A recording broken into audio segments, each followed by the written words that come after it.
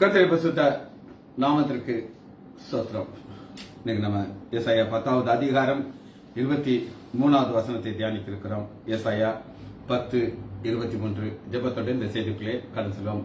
ஆனந்தமாய் இன்பக்கானான் எகிடுவேன், தூய பிதாவின் முகம் தரிசிப்பேன். ஆனந்தமாய் சேற்றினில் என்னை தூக்கி எடுத்தே மாற்றி வல்லாம் போதே தாக்கினாரே. சேற்றினில் என்னை தூக்கி எடுத்தே மாற்றி வல்லாம் போதே தாக்கினாரே. கல்லான என் வல்லாம் ஒருக்கிய கல்வாரியை கண்டு நன்றியுடன் ஆட வந்தேன். கல்லான என் வல்லாம் ஒருக்கிய கல்வாரியை கண்டு நன்றியுடன் பாட வந்தேன். ஆனந்தமாய் வாலிப நாளில் இயேசுவை கண்டேன், வாஞ்சையுடன் என்னை தேடி வந்தார். வாலிப நாளில் இயேசுவை கண்டேன், வாஞ்சையுடன் என்னை தேடி வந்தார். எதற்குமே உதவா என்னையும் கண்டெடுத்தார். இயேசுவின் அன்பை நான் என் சொல்லுவேன். எதற்குமே உதவா என்னையும் கண்டெடுத்தார். இயேசுவின் அன்பை நான் என் சொல்லுவேன். ஆனந்தமாய் தெற்றுதே கர்த்தரின் சித்தம் செய்திட நித்தம் தத்தம் செய்தே என்னை அர்ப்பணித்தேன். கர்த்தரின் சித்தம் செய்திட நித்தம் தத்தம் செய்தே என்னை அர்ப்பணித்தேன். இயேசுவல்லால் ஆசை இப்பூவினில் வேறு இல்லை என்றும் எனக்கு அவர் ஆதரவே. இயேசுவல்லால் ஆசை இப்பூவினில் வேறே இல்லை என்றும் எனக்கு அவர் ஆதரவே. ஆனந்தமாய் உம்மை பின்பற்றி ஊழியம் செய்து பாதம் சேர்ந்திட வாஞ்சிக்கிறேன். உம்மை பின்பற்றி ஊழியம் செய்து பாதம் சேர்ந்திட வாஞ்சிக்கிறேன். தாரும் தேவா ஏழைக்கு மாறா கிருவை கண்பாரும் என்றும் நான் உம்மாடிமை. தாரும் தேவா ஏழைக்கு மாறா கிருவை கண்பாரும் என்றும் நான் உம்மாடிமை. ஆனந்தமாய் தேற்றுதே உந்தன் வாக்குகள் எம்மை ஆற்றுதே உந்தன் சமூகமே. தேற்றுதே உந்தன் வாக்குகள் எம்மை ஆற்றுதே உந்தன் சமூகமே. பலத்தின் மேல் பலனடைந்து நான் சேர்ந்திடுவேன், பெரின்ப சீயோனில் வாழ்ந்திடவே. பலத்தின் மேல் பலனடைந்து நான் சேர்ந்திடுவேன், பெரின்ப சீயோனில் வாழ்ந்திடவே. இயேசுவின் நாமத்தினாலே ஜெபங்களை பிதாவே, ஆமென். கர்த்தருடைய பரிசுத்த நாமத்திற்கு ஸ்தோத்திரம். Selvi teacher praise Lord, Leela Ammal praise Lord, Kavitha sister praise Lord, Nagarathnam Ammal praise Lord, Daniel Rajesh praise Lord. கர்த்தர் நல்லவர். வாசிப்போம். ஏசாயா 10வது அதிகாரம் 23வது வசனம். சேனைகளின் கர்த்தராகிய ஆண்டவர் தேசம் எங்கும் தீர்மானிக்கப்பட்ட அழிவை வர செய்வார். நேற்று நம்ம தீர்மானிக்கப்பட்ட அழிவை குறித்து நம்ம பார்த்துட்டோம். இன்னைக்கு ஆண்டோடைய 3 நாமங்களை இன்னைக்கு தியானிக்க இருக்கோம். சேனைகளின் கர்த்தர், கர்த்தர்னு ஒரு நாமம், ஆண்டவர்ங்கிற ஒரு நாமம், 3 நாமம். First Lord, LORD. இந்த லார்டுக்கு 2 வகையில அதை சொல்றாங்க. அவங்க யூதர்கள் அந்த பேரை சொல்றதுக்கு ரொம்ப பயப்படுவாங்க. அதனால ஷார்ட்டா சொல்லுவாங்க, அடோன் அடோன் அப்படி சொல்லுவாங்க. அடோன் கர்த்தருக்கு ADO மேல வர ஆரோ போட்டுருக்கு. Adorn adorn adorn. இது ஒரு பொசிஷனுடைய பேர். லார்டுங்கிறது பொசிஷன். பொசிஷன்ங்கிறது என்ன அப்படின்னு கேட்டீங்கன்னா, ஒரு கலெக்டர் இருக்காரு, அவர் அந்த பொசிஷனுக்கு அவருக்கு ஒரு மதிப்பு கொடுப்பாங்க. ஒரு ஜட்ஜ் இருக்காரு, அந்த ஜட்ஜுங்கிற பொசிஷனுக்கு ஒரு மதிப்பு இருக்கு. அதனால இது பொசிஷனுக்காக கிடைக்கிற ஒரு நாமம். இதுக்கு இன்னொரு அர்த்தம் என்னன்னா, மாஸ்டர், எஜமான், மாஸ்டர். எல்லாத்துக்கும் வசனத்தை நம்ம பார்க்க போறோம். முதல் அதனுடைய அர்த்தத்தை நம்ம புரிந்து கொள்ளணும். அடுத்து ஓனர், ஒருத்தர் சொந்தக்காரர், குறிப்பா அடிமைகள் வைத்திருக்கிறவங்களுக்கு இந்த ஒரு நாமம் லார்ட். அந்த அடிமை ஆண்டவரே அப்படிதான் சொல்லுவாங்க. சாரால் ஆபிரகாம ஆண்டவரே அப்படிதான் கூப்பிடுறாங்க, கடவுள் கிடையாது. அது மதிப்பு. என்னுடைய கணவன் ஆபிரகாம், அபராம், அவரை நான் எப்படி கூப்பிடுறேன், அடோன் அப்படின்னு. ஆனா ஃபுல் பெயர் அடோனி. பாப்பமா, அடோன் காமிச்சு அடோனி, ADO மேல O, அடோ நே, NAY, அடானே, அடோனே, NAY, ADO NAY, அடனே. அவங்க இஸ்ரேல் மக்கள் இதை வந்து சொல்றதுக்கு என்ன சொல்றது, ஒரு பயத்தோடு அடோனே அப்படின்னு சொல்ல மாட்டாங்க, அடோன் அடோனுங்கிற அது ஒரு பவ்யமா சொல்லுவாங்க. வசனத்தை பார்ப்போம். ஆதியாகமம் 24வது அதிகாரம்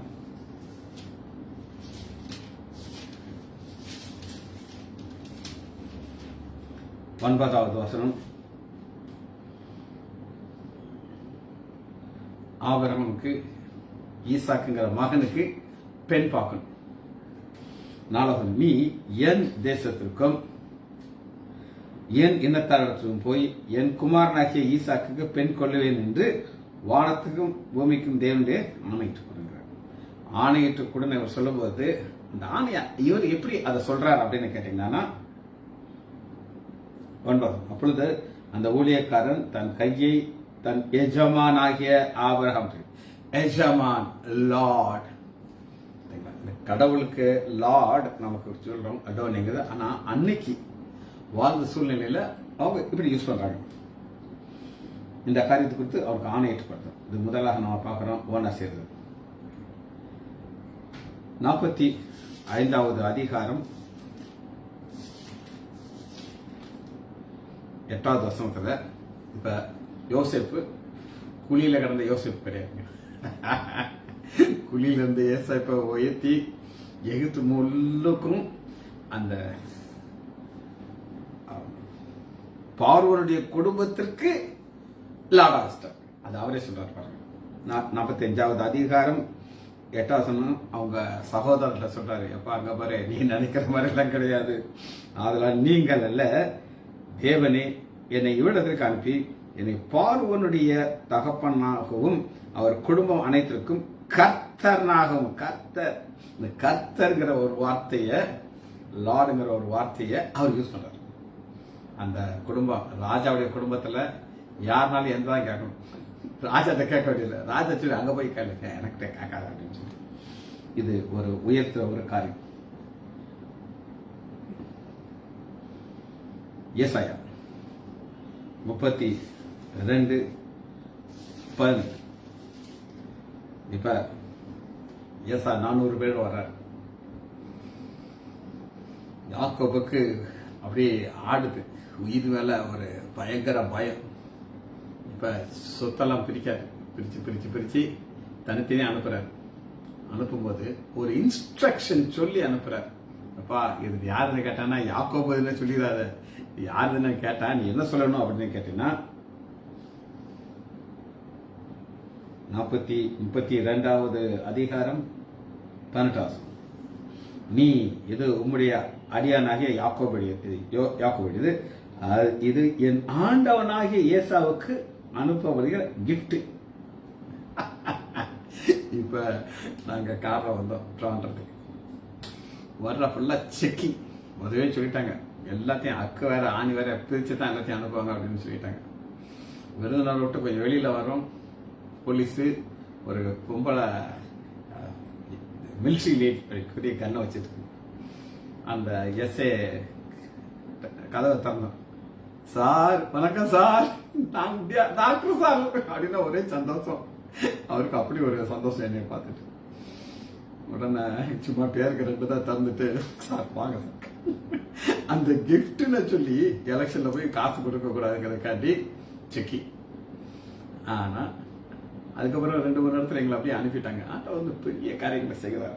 கிஃப்ட் அங்க ஆண்டவர் ஆகிய ஏசாவுக்குன்னு சொல்றாங்க. ரைட், அடுத்து பார்ப்போம். God L.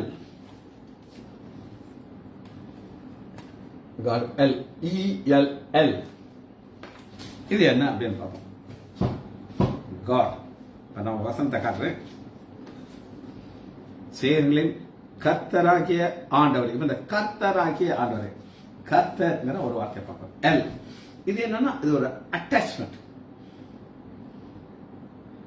ஆதியாகமம் 33வது அதிகாரம் 20வது வசனம்.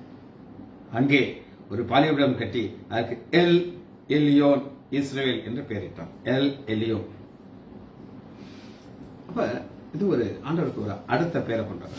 இது ஏன் இதை கொடுத்தார் அப்படின்னு நீங்க கேட்டீங்கன்னா, ஏசா தந்து காப்பாற்றிட்டார். ஏசா தந்து காப்பாற்றிட்டு இப்ப அடுத்த ஸ்டேஜ் ஒரு செட்டில் ஆகிறார். ஒரு ஊர்ல செட்டில் ஆகி பட்டணத்துக்கு எதிராக கூடாரம் போடுறாரு.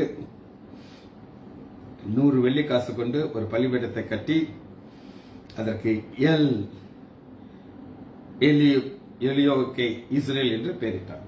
இது ஒரு தகப்பனுடைய தேவன்கிற ஒரு நாமத்தை பார்க்கிறோம். 31வது அதிகாரம் 29 31 29.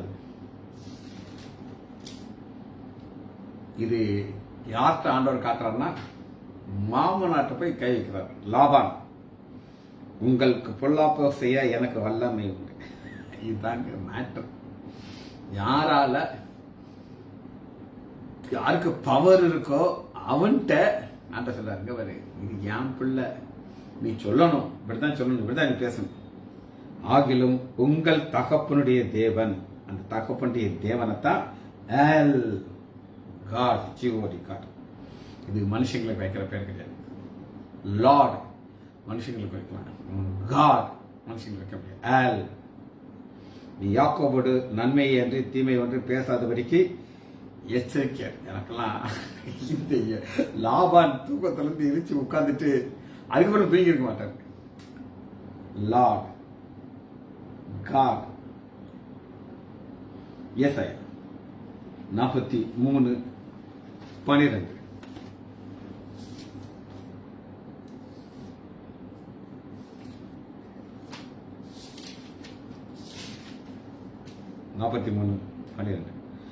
நானே அறிவித்து நானே ரட்சித்து விளங்க பண்ணினேன். உங்களிலே இப்படி செய்யத்தக்க அந்நிய தேவர்களே நானே தேவன் என்பதற்கு நீங்கள் எனக்கு சாட்சி என்று கர்த்தர் சொல்கிறார். எல் எல் கர்த்தர் சொல்கிறார்.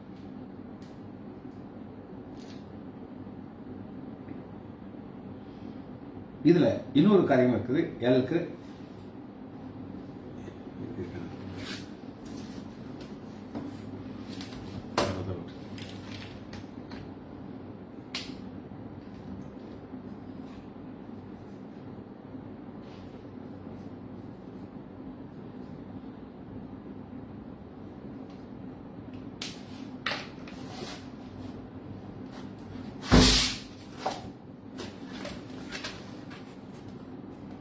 கடைசியில் எழுதிக்காங்க.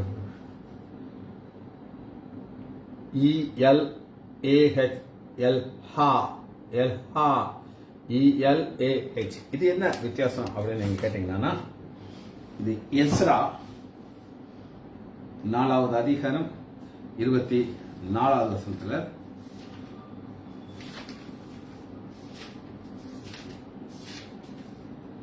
4:24 தேவனுடைய ஆலயத்தின் மேலே தேவனுடைய ஒரு அட்டாச்மெண்ட் வருது. பக்கம் 594 எஸ்ரா 4:24 இந்த எல் ஹா அப்படி இருக்குமா.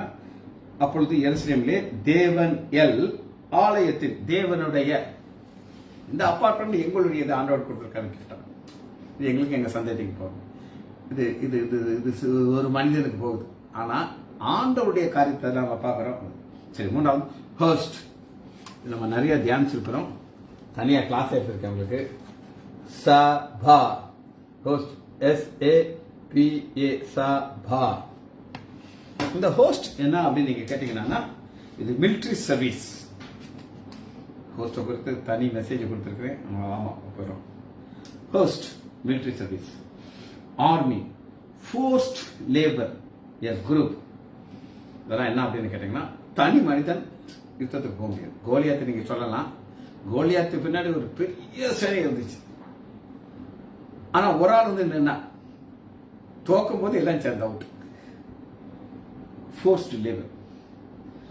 இத ஃபர்ஸ்ட் நம்ம எப்படி பார்க்கறோம்னா, ஆண்டோடைய சேனைகளின் கர்த்தர் அவருடைய பிள்ளைகளுக்கு இதே ஒரு பேரை கொடுக்கிறார்கள். என்னாகமம் 1 அதிகாரம் 3 வசனம். 1 என்னாகமம், இஸ்ரவேலிலே 20 வயதுள்ளவர்கள் முதல் யுத்தத்திற்கு புறப்படத்தக்கவர்கள் எல்லாரும் அவர்களை சேனைகளின்படி, வார் சேனை, இதான் பேசிக் கான்செப்ட். யுத்தம்ங்கிறது மனுஷ யுத்தம் தான், இதுவும் சேனை தான், இதுவும் ஹோஸ்ட் தான். அது எந்த சேஞ்சஸும் கிடையாது. குரூப் 31:14. அப்பொழுது மோசே யுத்தத்திலிருந்து வந்த 1000 பேருக்கு தலைவர், யுத்தத்தில் வந்த 100 பேருக்கு தலைவருமாகிய சேனாதிபதிகள் மேல், சேனாதிபதி ஹோஸ்ட், அதே ஹோஸ்ட் தான் சேனாதிபதி. சேனை அதிபதி, சேனையுடைய லீடர் சேனாதிபதி.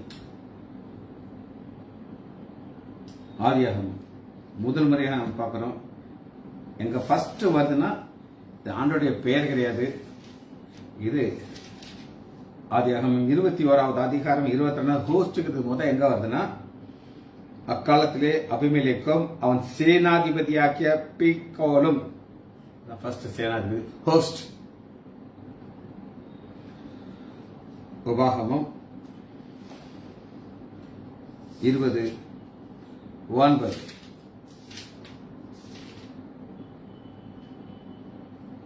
அதிபதிகள் ஜனங்களோடு பேசி முடித்த பின்பு ஜனங்களை நடத்தும்படி சேனைகளின் தலைவரை லீட் பண்றதுக்கு ஒரு தலைவர் சேனாதிபதி, அதேதான். ஆனா ஆண்டவருக்கு அந்த நாமத்தை பார்க்கணும். இதுதான் ஆச்சரியமானது. சேனையின் அதிபதிங்கிறது யார் அப்படின்னு கேட்டீங்கன்னா, சங்கீதம் 30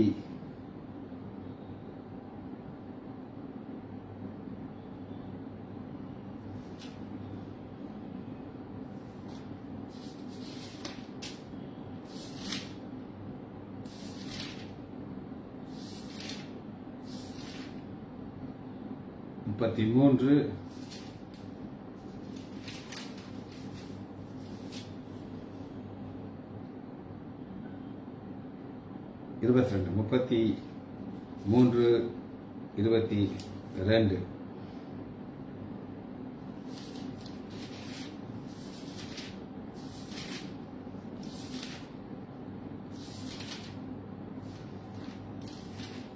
ரைட், சாரி எழுத விட்டு போச்சு. சங்கீதம் 24:8. இது ஆண்டோடைய நாம, மனுஷங்க கிடையாது. யார் இந்த மகிமையின் ராஜா? அவர் வல்லமையும் பராக்கிரமும் உள்ளவர், அவர் யுத்தத்தில் பராக்கிரமும் உள்ள கர்த்தர் தாமே. இந்த சேனையின் கர்த்தர் சேர்ந்து சொல்றாங்க. சேனைங்கிற ஹோஸ்டும் எல்ங்கிற கடவுள் கர்த்தர். 10 யார் இந்த மகிமையின் ராஜா? அவர் சேனைகளின் கர்த்தரானவர், அவரே மகிமையின் ராஜா. சரி, லாங்குவேஜ் பார்த்தாச்சு. ரொம்ப வசனத்துக்குள்ள வரைக்கிறோம்.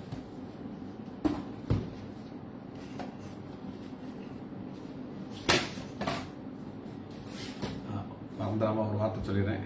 நாளைக்கு காலையில சங்கீதம் யார் யாருக்கெல்லாம் வாஞ்சி இருக்கோ வந்துருக்கு. சங்கீதத்தோட காலையில் டீச்சிங். நாளைக்கு நான் ஊருக்கு திரும்ப கிளம்பி போவோம். ஏசாயா 10 அதிகாரம் 23 வசனம். சேனைகளின் கர்த்தராகிய ஆண்டவர் தேசம் எங்கும் உள்ள தீர்மானிக்கப்பட்ட அழிவை வர செய்வார். இந்த சேனைகள், இத ஆண்டவர் தன் பிள்ளைகளை எப்படி பார்க்கிறார்? சேனையின் கர்த்தர் தன் பிள்ளைகளை எப்படி பார்க்கிறார்னா, யாத்திராகமம் 12 அதிகாரம் 41. 12:41. 430 வருஷம் முடிந்தது அன்றைய தினமே கர்த்தருடைய சேனைகள், கர்த்தருடைய சேனைகள். அவர் தன் பிள்ளைகள் லெப்ட் ரைட் தன்னுடைய சேனைகளை பார்க்கிறார். தம்பி டாக்டர் விமலேஷ் ரைசான். அவருக்கு ஒரு பேரன் வரணும். பேரன் ஒரு நாள் அவர் சேரில் உட்கார வச்சு அந்த பேரன் காலத்தில் ஸ்டெத்தோஸ்கோப் போட்டு அப்படி சந்தோஷமா பார்க்குறாரு. அவர் அப்படி பார்த்தார். என்னுடைய சம்மந்தி பொருளாதார இருக்காரு. அவருடைய சேர்ல ஸ்டீவ் குட்டி பையன் அவனை அதில் உட்கார வச்சு அழகு பார்க்குறாரு. இது என்னுடைய சேர், இது தலைவருங்கிற சேர். என்னதுக்கு அப்புறம் இந்த ஸ்டீவ் இதில் உட்கார்ந்துட்டு அதில் உட்காந்து வேடிக்கை பார்க்குறாரு, அழகு பார்க்குறாரு. எல்லாமே அவங்க என்னுடைய பொசிஷன் என் சந்ததிக்கு வரணுங்கிறாரு. ஆனால் ஆண்டவர் அவர் பிள்ளைகளுக்கு கர்த்தருடைய சேனை எல்லாம் ஸ்டார்ட் ஆகுது. அப்போ ஒரு சேனை இருந்தானா அதில் என்ன இருக்கணும்? ஒரு கொடி இருக்கணும். பிளாக், ஜெயக்கொடி. என்னாகும்? 1வது அதிகாரம் 52வது வசனத்தில் இஸ்ரவேல் புத்திரர் தங்கள் தங்கள் பாளையத்தும் தங்கள் தங்கள் சேனையின் கொடியோடும் கொடும். சேனைன்னா அதுக்கு என்ன இருக்கணும்? ஒரு கொடி இருக்கணும். அந்த கொடி கர்த்தர் கொடுக்கிற கொடி, அது ஜெயக்கொடி.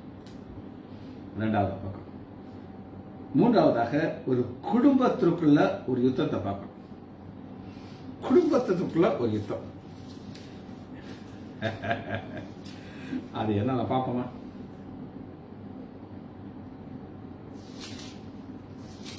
ஒன்னு சாமுவேல் 1வது அதிகாரம் 3வது வசனம்.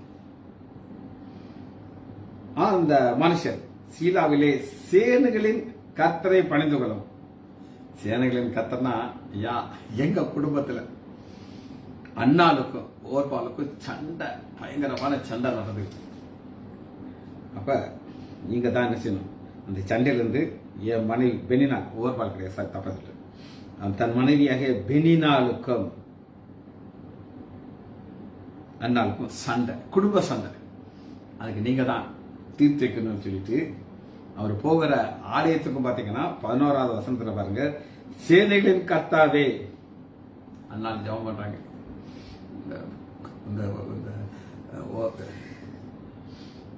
ரொம்ப கஷ்டமா இருக்கு, எனக்கு கஷ்டமா இருக்கு.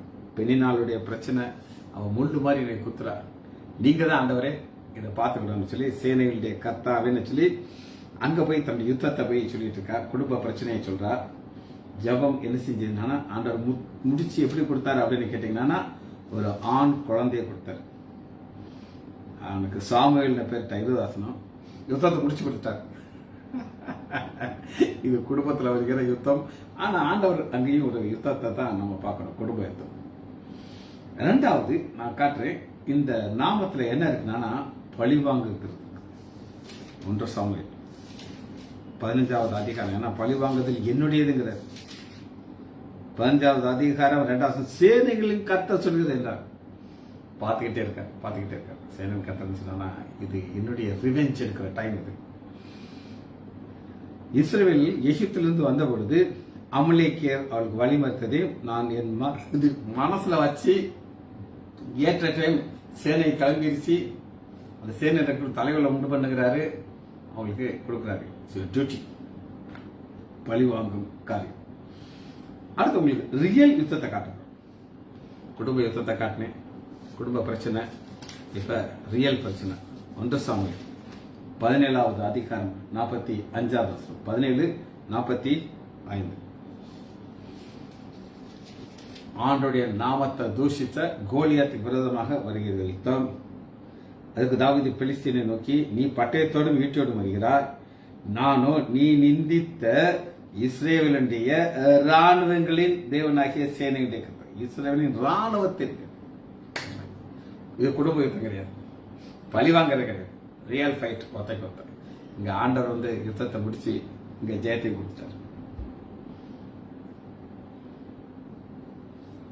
விருத்தியடை செய்கிற ஆண்டவர், யுத்தத்தில் உள்ள ஆண்டவர் இப்ப விருத்தியடை வைக்கிறார். 2 சாமுவேல் 5வது அதிகாரம் 10வது வசனம். தாவீது நாளுக்கு நாள் விருத்தி அடைந்தார். சேனைகளின் தேவனாகிய கர்த்தர் அவனோடு கூட இருந்தார். கூட இருந்து என்ன செய்தார் அப்படின்னு கேட்டீங்கன்னா, 7வது வசனம், தாவீது சீயோன் கோட்டையை பிடித்தான், அது தாவீதுடைய நகரமாச்சு. கிடைச்சிருச்சா?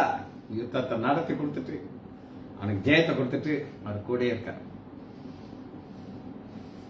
ஒரு பாஸ்டர் இருக்காரு, அவர் பேர் அவர் எங்களுக்கு ஒரு போட்டோ கொடுத்தார். ரொம்ப அருமையான போட்டோ. அது ஒரு சர்ஜன் பண்ணிக்கிட்டு இருக்காரு. பக்கத்துல ஜீசஸ் தோல்ல கையை போட்டு இப்படி கையை காட்டுறாரு, இப்படி கையை காட்டுறாரு. நீ இதை இப்படி செய்ய, இப்படி செய்யிட்டு அந்த அருமையான படம். நாங்க ஃப்ரேம் போட்டு பழைய தியேட்டர்ல வச்சிருந்தோம். அது எங்க இருக்குன்னு எனக்கு தெரியல. சரி, பியூட்டிஃபுல் பிக்சர். அது கூட இருக்கனால விருத்தி அடைய செய்கிறது. நாம் அந்த சேனையின் கர்த்தரை தொழுது கொள்ள வேண்டும். 6வது அதிகாரம் 2வது வசனம், கீருபின்கள் நடுவிலே வாசமா இருக்கிற சேனைகளுடைய கர்த்தம் தொழுது கொள்ளப்படுகிறார். தொழுது கொள்ள என்ன அர்த்தம் கேட்டீங்கன்னா, குடும்ப பிரச்சனையா இருந்தாலும் சரி, ரியல் பிரச்சனையா இருந்தாலும் சரி, அவர் ஜெயத்தை கொடுத்துட்டு விருத்தி அடைய செய்து கொண்டே இருக்கணும்னா அவர் ஒன்று எதிர்பார்க்கிறார். நீங்க அவர் தொழுது கொள்ளணும். அவருடைய எதிர்பார்ப்பு மாத்திரமல்ல, அதை ஆசீர்வதிக்கிற நாமம். 2 சாமுவேல் 6:18. கர்த்தருடைய பெட்டி தாவீது நகரத்துக்குள் பிரவேசித்த பொழுது சவுலுடைய குமார்த்தியாகிய மீகால்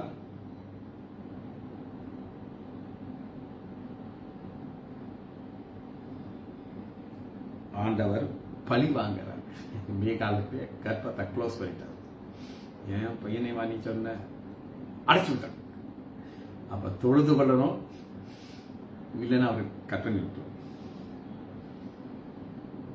7வது அதிகாரம் 8வது வசனம், இப்பொழுது நீ என் தாசனாகிய தாவீதை நோக்கி சேனைகளில் கர்த்தர் சொல்வது என்றால், இஸ்ரவேலில் என்கிற என் ஜனத்திற்கு அதிபதியாகும்படி.